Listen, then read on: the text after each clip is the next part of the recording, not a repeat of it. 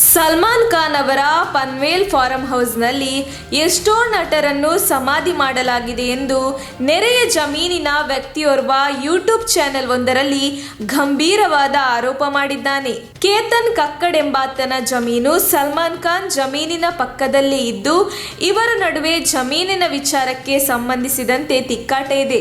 ಇವರಿಬ್ಬರ ತಿಕ್ಕಾಟ ಈಗ ಗಂಭೀರ ಆರೋಪಗಳವರೆಗೆ ತಲುಪಿದೆ. ಪನ್ವೇಲ್ ಫಾರ್ಮ್ ಹೌಸ್ನಲ್ಲಿ ಎಷ್ಟೋ ನಟರನ್ನು ಸಮಾಧಿ ಮಾಡಲಾಗಿದೆ.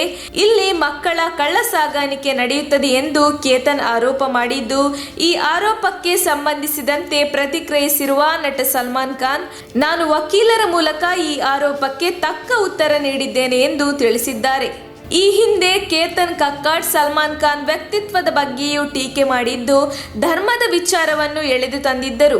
ಈ ವಿಚಾರಕ್ಕೆ ಸಂಬಂಧಿಸಿದಂತೆ ಪ್ರತಿಕ್ರಿಯಿಸಿದ್ದ ಸಲ್ಮಾನ್ ಖಾನ್, ಜಮೀನಿನ ವಿಷಯಕ್ಕೆ ನೀವು ನನ್ನ ಧರ್ಮದ ವಿಷಯವನ್ನು ಏಕೆ ಎಳೆದು ತಂದಿರಿ?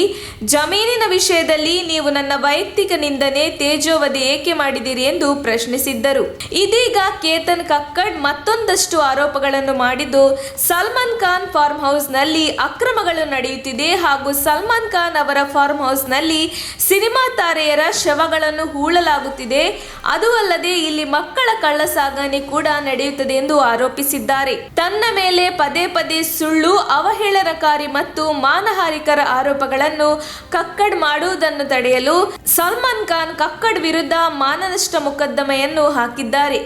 ಆದರೆ ಮಧ್ಯಂತರ ಆದೇಶದಿಂದ ಸಲ್ಮಾನ್ ಮನವಿಯನ್ನು ನ್ಯಾಯಾಲಯ ತಿರಸ್ಕರಿಸಿದೆ. ನಮ್ಮ ತುಮಕೂರು ಮಾಧ್ಯಮದ ವಿಶೇಷ ಸುದ್ದಿಗಳನ್ನು ನಿರಂತರವಾಗಿ ಪಡೆದುಕೊಳ್ಳಲು ಚಾನೆಲ್ ಅನ್ನು ಸಬ್ಸ್ಕ್ರೈಬ್ ಮಾಡಿ. ಕ್ಷಣ ಕ್ಷಣದ ಸುದ್ದಿಗಳಿಗಾಗಿ www.nammathumakuru.com ಗೆ ಭೇಟಿ ನೀಡಿ.